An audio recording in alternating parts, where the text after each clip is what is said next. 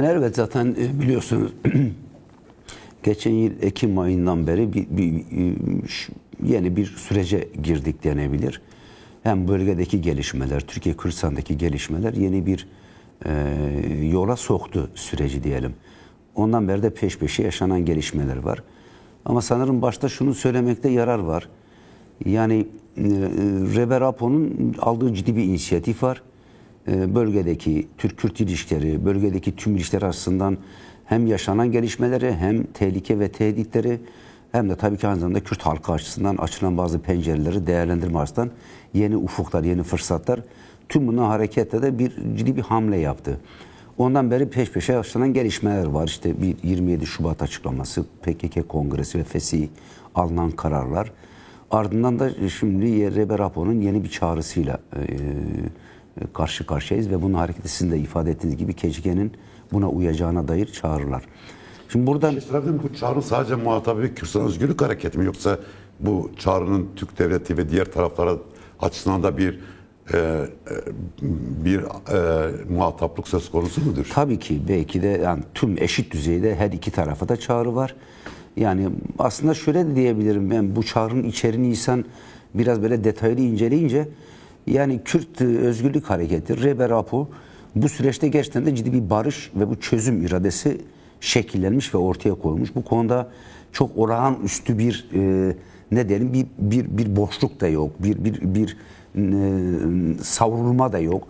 Yani hem Kürt halkı, tüm Özgürlük Hareketi bileşenleri, Rebe Rapo'yla beraber bu sürecin bileşenleri haline geldiler ve bir inisiyatif, bir irade ortaya kondu.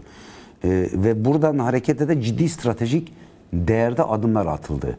Şimdi bundan sonra özellikle yarınki yani o yarın yaşanacak olan, işte herkesin de artık üzerinde konuştuğu Başur Kürdistan'da yaşanacak olan o seremoniden sonra da direktmen büyük oranda aslında top demeyelim de adım atması gereken, bu sürece nasıl yaklaşacağının ana çizgilerini daha net ifade edebilecek olan muhatap Türk Devleti oluyor. Yani bu açıdan da tabii ki çağrı, yani bizden beklenen, biz barış istiyoruz. Türk-Kürt ilişkilerini tarihsel anlamda yeniden biçimlendirmek istiyoruz.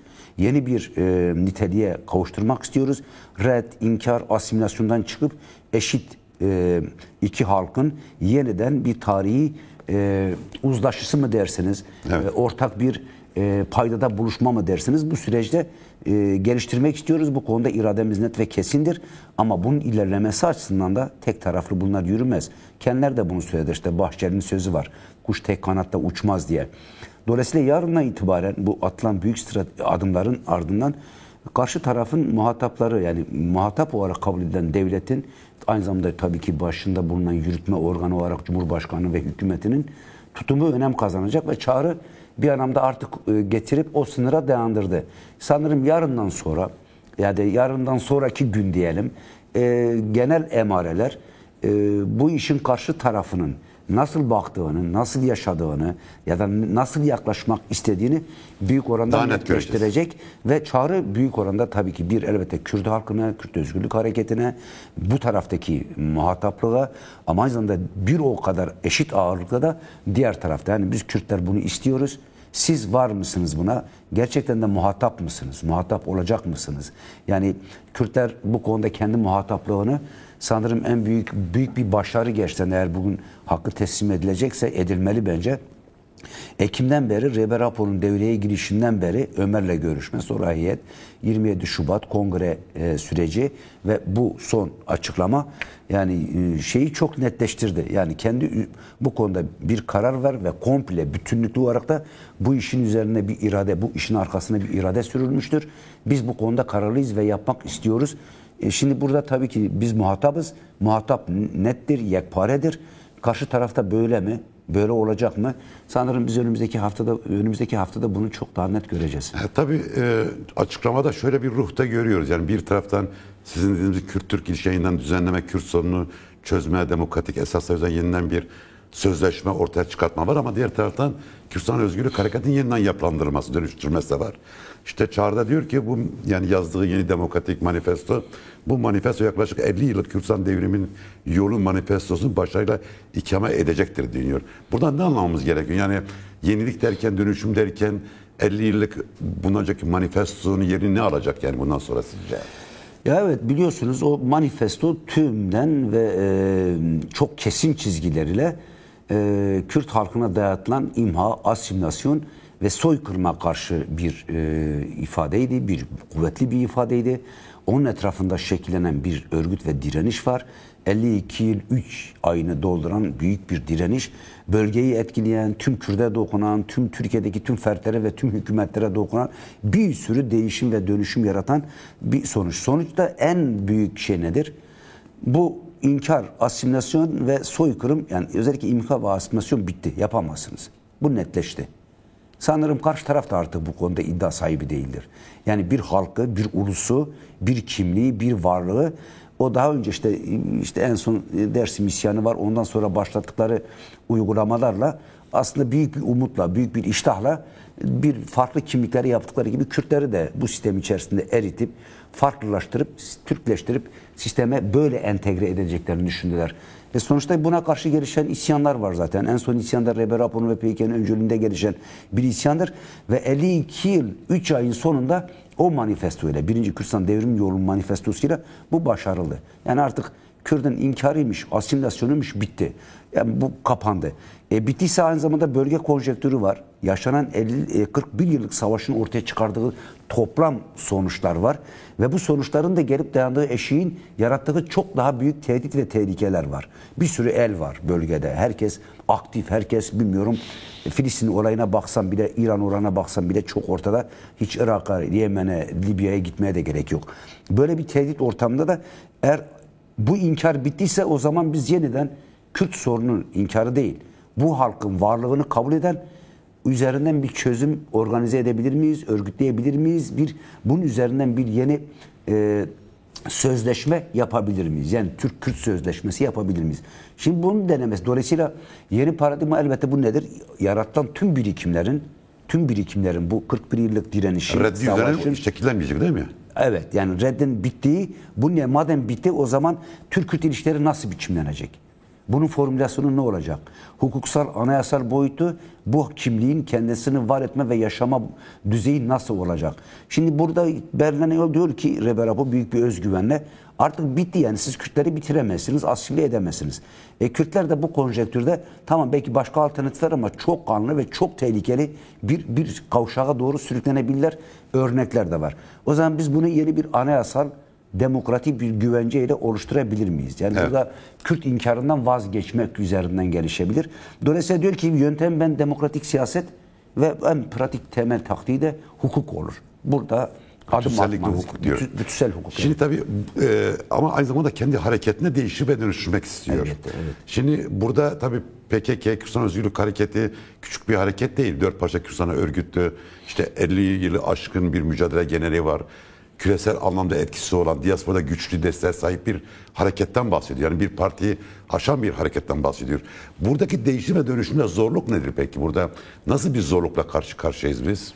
Yani aslında bu izledik, yani özellikle 2005 Nevruz'unda ilan edilen yeni konfederal, işte demokratik ulus, demokratik özerklik, Başkan Rebbe Rapor'un yeni paradigmasıyla başlattığı süreçle birlikte Kürtler aslında bunu 20 yıldır deneyimliyor.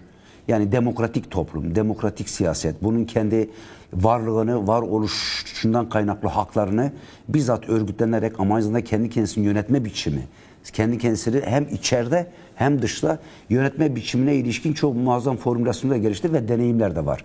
Şimdi burada esas yaşanan sıkıntılar var bu konuda. Neydi? İşte PKK'nın kendi varoluş, yani kuruluş fikriyatında var olan bir takım eksiklikler ve bunun eleştirisi üzerinden işte reel sosyalizm etkileri, devletçi, ulus devletçi etkiler, ne kadar bunlar yani İmralı sürecinde Başkan Apo'nun geliştirmiş olduğu paradigmayla ciddi eleştirilerle düzeltilmeye çalışsa da bununla artık yani bir sosyalist, demokratik, özgürlükçü bir toplumun inşa edilemeyeceği.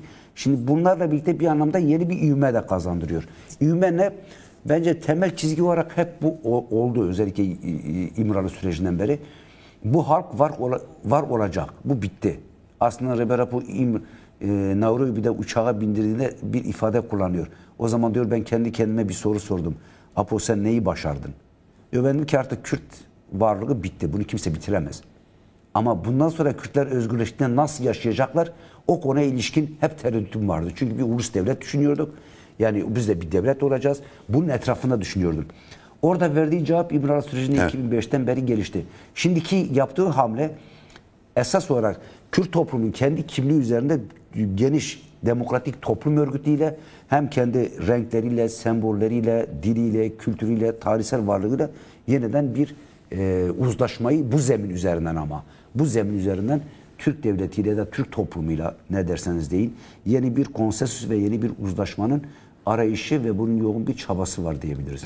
Şimdi tabii açıklamada konuşmasında diyor ki son günlerde bölgede yaşanan gelişmeler attığımız bu tarihi adımın önemini ve aciliyetini açıkça tehdit ediyor.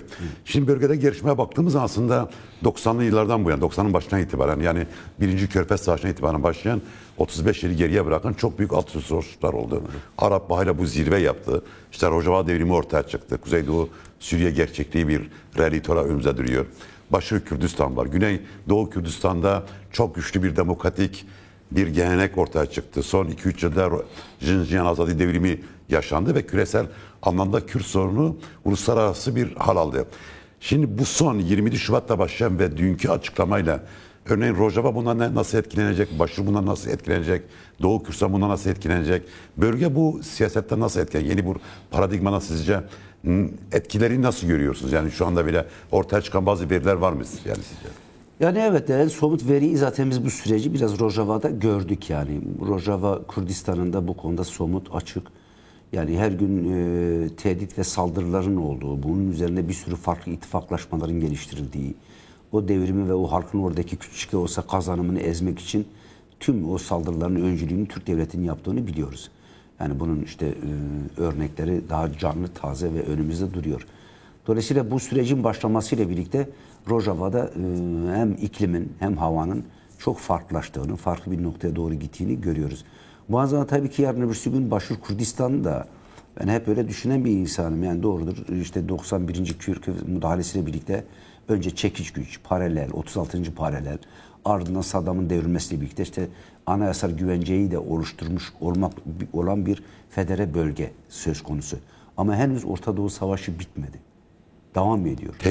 Ve tehlike orası için de devam ediyor. Yani nitekim bu konudaki yürütülen tartışmaları, perde arkası tartışmaları da biliyoruz.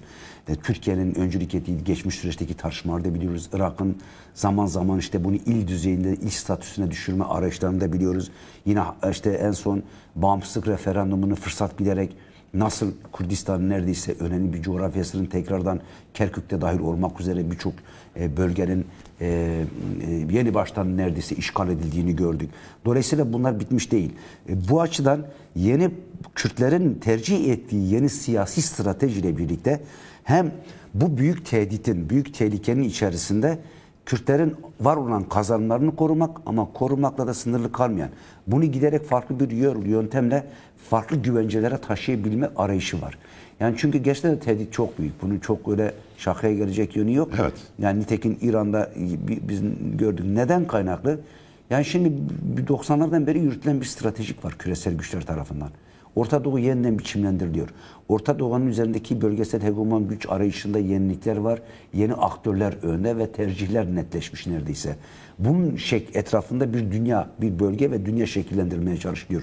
Bunun içinde herhalde en çaresiz ve en zor durumda olan halk da Kürtlerdir.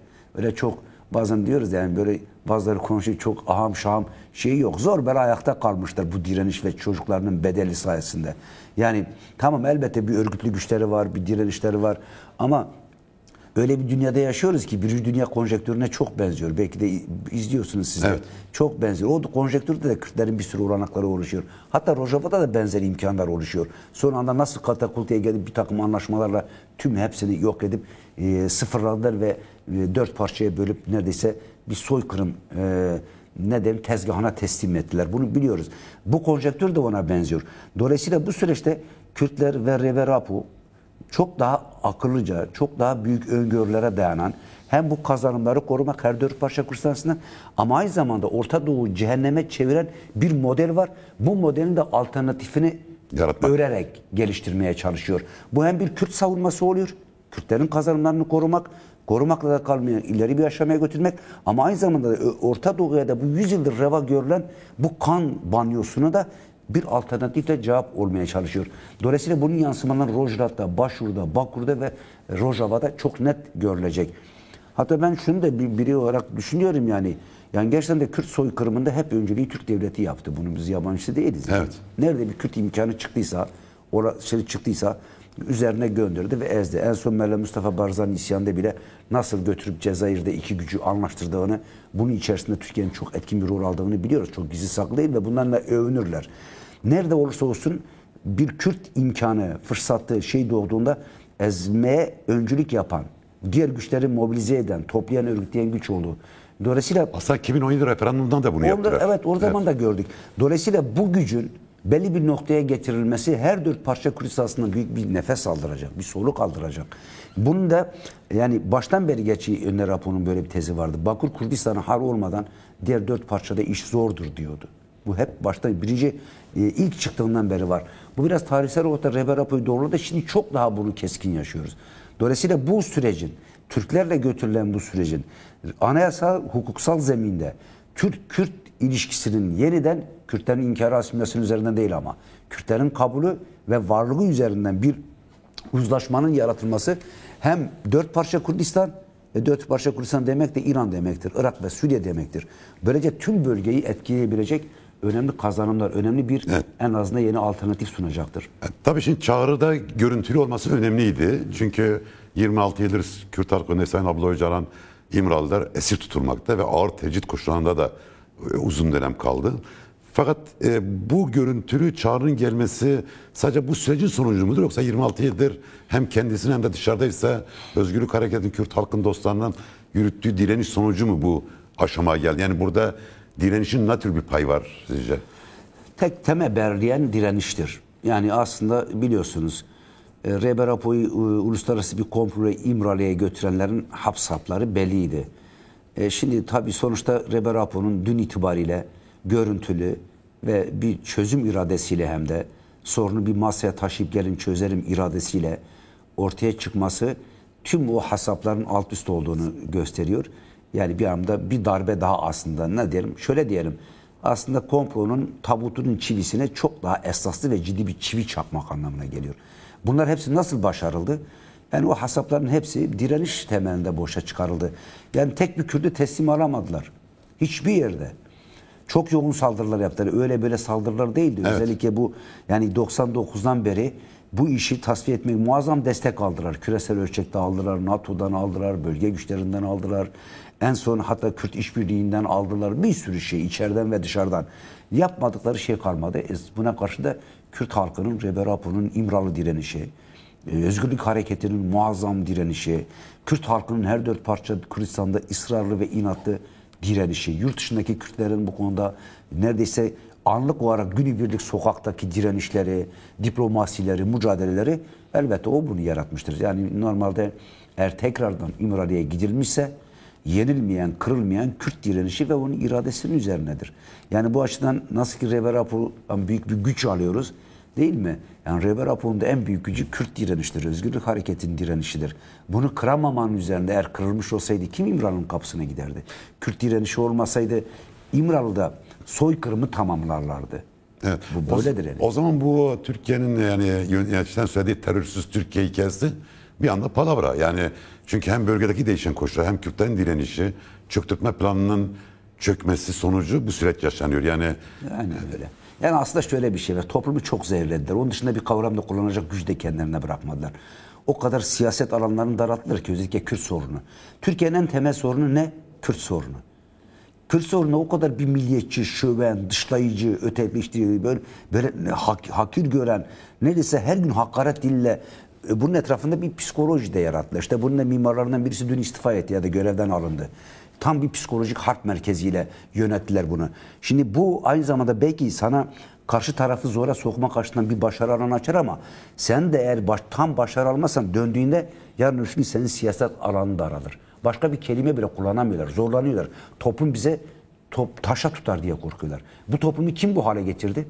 Kim buraya getirdi? Yani gerçekten de kocaman 30 milyonluk Türkiye'yi kastediyorum. Bir nüfus yaşıyor ve bunlar Kürttür. Ve bunlar artık 1970'lerin Kürtü değil. Uyanmış, kendine gelmiş, kimliğini biliyor, değerlerini biliyor, tarihiyle buluşmuş, kültürüyle buluşmuş, varlığıyla gurur duyar hale gelmiş ve özgür yaşamak istiyorum diyor. Ve bunu kıramadı. Şimdi bunun kırma şansının da yeni değil. 1990'larda aslında bunu itiraf ettiler. Evet. Yani en son sanırım İlker Başbuğ'du.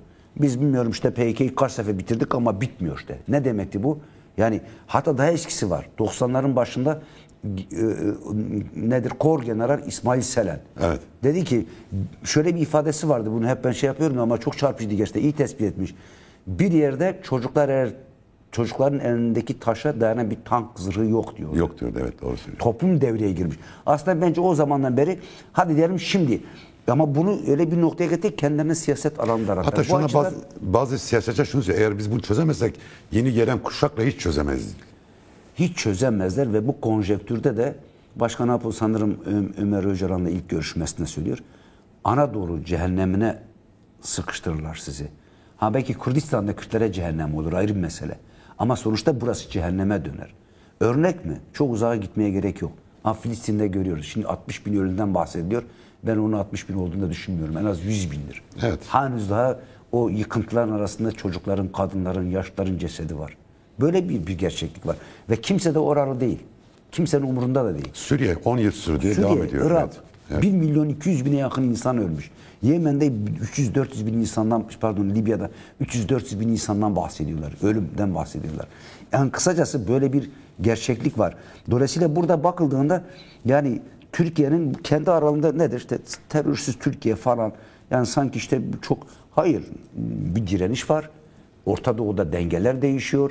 Kürt iradesini ve direnişini kıramadılar. Bunun gelecek açısından kendileri için büyük bir tehdit oluşturduğunu gördüler. İyi gördüler. Bunun kötü değil bu. Görmeleri biz de görmesini istiyorduk. Evet. Çok da Reberapa bu yanlış böyle eleştirme arası iyidir görsünler. Zaten bunu da herkesin görmeleri gerekiyordu. Türkiye'nin birçok şeyini heba ettiler. Ne toplumsal yaşam kaldı, ne sosyal yaşam kaldı, ne ruhsal denge kaldı, ne ekonomi kaldı. Bir şey kalmadı. Dolayısıyla elbette o boş bir kavram. Yani işte terörsüz Türkiye sanki bunu biraz psikolojik harp merkezinde bazı tipler kullanır hale. Evet. Yarın öbürsü gün bu böyle devam ederse herkes çok daha farklı ifadeler kullanmak zorundadır. Şimdi hem 27 Şubat'ta şunu gördük. Yani küresel anlamda çok büyük destek vardı. Yani sadece Kürdistan'ın siyasi partiler, dinamikleri, farklı partiler değil. Aynı zamanda küresel anlamda da devletler düzeyinde bir destek geldi açıklamaya, 27 Şubat açıklamasını. Benzeri bir durum aslında dün de yaşandı. Bütün dünyanın önde gelen ajansları, hatta işte Hindistan, Afganistan gibi ülkelerde, Güney Afrika, Kanada'dan tutun Finlandiya basınına kadar, Almanya, Avrupa basını zaten öyle. Çok geniş yer verdi bu meseleye. Şimdi buradan baktığımız zaman 20 Şubat'ta başlatılan açıklamayla ve bugünkü görüntülü çağrıyla Kürdistan Özgürlük Hareketi'nin ve Kürt Halk Önderinin uluslararası alandaki yeri nereye oturdu acaba? Ya şimdi bu çok netleşti. Artık sanırım hem küresel güçler, komployu yapanlar da dahil. Çünkü muratları farklıydı, olmadı. Aynı zamanda sizin de belirttiğiniz tüm şeyler içerisinde. Yani Reber Apo'nun bu sorunun çözümünün baş müzakeresi ve temel aktörü olduğu netleşti. Yani bu 26 yılda ağır bir bedel ödettiler Kürt halkına.